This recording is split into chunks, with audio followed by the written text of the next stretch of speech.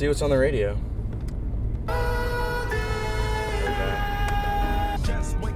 Next. Dude, why does the radio always play the same stuff over and over again? Day and night, I toss and turn. Welcome back to this week's episode of Noir Laughs, Laughs? starring Theron Browning as Frank Mercer, a tough but comically bubbling detective with a heart of gold. Stay tuned to see how Frank Mercer is the only one who can follow the clues to discover who the real murderer really is. Guess I'll just rock with it. Let's see what happens. Act 1. The Case. The camera pans across the bustling streets of Los Angeles in the 1950s. Jazz music plays in the background as we see Detective Frank Mercer in his classic fedora hat and trench Frank coat, Mercer, huh? weaving See, his way through the crowd. As he approaches a crime scene, Frank flashes his badge and takes over the investigation.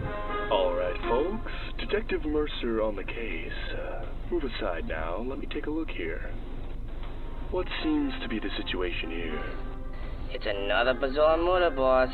This one here is wearing a clown costume. A clown costume, you say? That's unusual. Frank kneels over to examine the body and collect evidence. Frank interviews the witnesses, who all seem to be too afraid to talk. One of them, a young woman, seems especially shaken up by the murder. Ma'am, I know this must be hard, but could you tell me what you saw? I didn't see nothing. I swear. Come on now, honey. You must have saw something. Well, you are very handsome. Okay, I'll tell you. I saw a man in a clown costume running away from here. A man in a clown costume, you say? Well, that's our first real clue. Frank starts to gather more evidence, including footprints and fingerprints, but his clumsy attempt at collecting evidence results in comedic mishaps. Need some help over there, Frank? Who, me? kinda getting No, interesting. no. I've totally got this under control, guys. Frank's investigations leads him to a local diner, where he meets Trixie, a beautiful circus performer who works as a waitress. Oh, hi there, handsome. What can I get for you? Frank is overwhelmed by her beauty, and he can't help but to crack a smile. Oh my God. I've never seen someone so beautiful. Stop, you're making me blush. But unfortunately, I'm not on the menu. Oh, we'll see about that. Until then, a cup of Joe will suffice. As Trixie pours Frank a cup of coffee, he looks down and sees his badge. Ooh, a detective. You must be here about the murder. What? Oh, but how could you tell? Well, it's been all anyone's been able to talk about, really. So, what can I do for you? As Frank and Trixie continue to chat, Frank becomes more and more enamored with her. Soon, minutes turn into hours. You know, Trixie, you probably get this a lot, but you're not like the other waitresses. Everyone else seems to just pour my cup of coffee and hand me the check, but you talk to me and make me laugh. Stop. But, you're not like the other detectives neither. As Frank and Trixie continue to chat, there's a shadowy figure watching them from across the street. What? We'll find out who it is in the next part. To be continued in Act 2. Part 2? Oh, man. Act 2. Oh, man. The circus. Let's go. Part 2 right off the bat. Frank is at his desk, poring over the evidence he's collected thus far. He's frustrated that he hasn't been able to piece together a motive for the killer clown. Ah, come on, Frank. Think. Why would anyone dress up as a clown and kill someone? Hey, boss. I know you're busy. Sorry to disturb, but you got a visitor out there. Well, it wouldn't happen to be the killer turning themselves in, would it? 'Cause that's what I'm busy doing here. Hey, don't shoot the messenger, but all I know is she's a real looker. Frank heads to the front desk to meet his visitor, and he's surprised to see Trixie is waiting there for him. Oh, well, if it isn't my favorite waitress. Trixie, what are you doing here? Oh, Frank, this is serious. I think I know something about the murder. Trixie reveals that she overheard some of the circus performers talking about a rival performer who was jealous of the victim's success. She thinks this performer might be the murderer. I see. Well, that's a great lead, Trixie. And thank you for letting me know.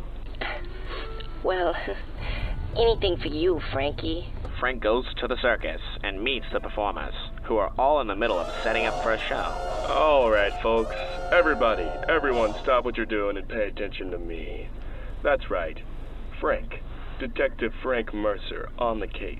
And I'm here to ask you a few questions about this clown murder. All the performers seem evasive and defensive, but eventually one of them, a juggling clown named Benny, comes forward. Well, I don't like snitching, but, I heard some rumors going around that the victim had a rival in the circus, a tightrope walker named Maxine.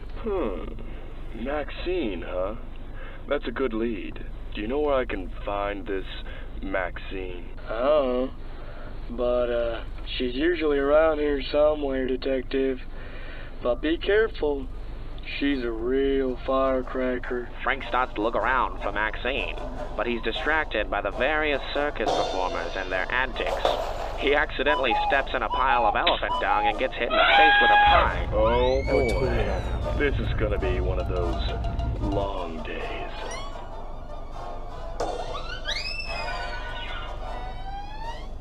Frank eventually finds Maxine.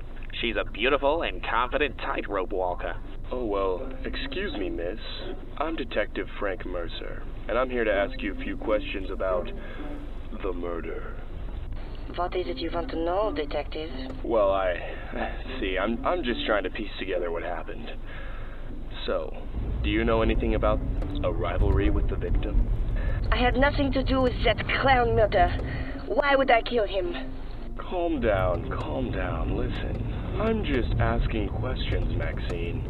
Can you please tell me where you were at the time of the murder? Well, I was in my trailer, getting ready for the show. I see. Well, thanks for your time, Maxine. As Frank is leaving, he notices something strange about Maxine's trailer. It looks like it's been broken into. That's suspicious. I'd better take a closer look. Frank sneaks into Maxine's trailer to look for any evidence. He finds a torn piece of paper on the floor and picks it up. What is this? It looks like a torn piece of a love letter? Suddenly, Maxine enters the trailer and catches Frank. Wait a minute. What's going on? Wait, no, come back. Dude, I have to figure out what happens. Oh, I can't leave it at this. Come on. What the heck? Oh my gosh. After a long and Wait, it's brutal back. There it is. investigation, Frank is finally awarded a commendation by the police department for solving the case. He is seen walking down the street accompanied by his colleagues, while Trixie is shown behind bars in a prison cell. And I would have gotten away with it too if it wasn't for that meddling Frank Mercer. I simply just can't believe What? the events that unfolded just a moment Dude, before. you've got to be kidding. All of that. It was gone for like 10 drama seconds. and How do you action solve that the took case so place While I fast? was solving this case, I couldn't even put it into words if I wanted to. Yeah, that's it. Never listening to radio dramas ever again.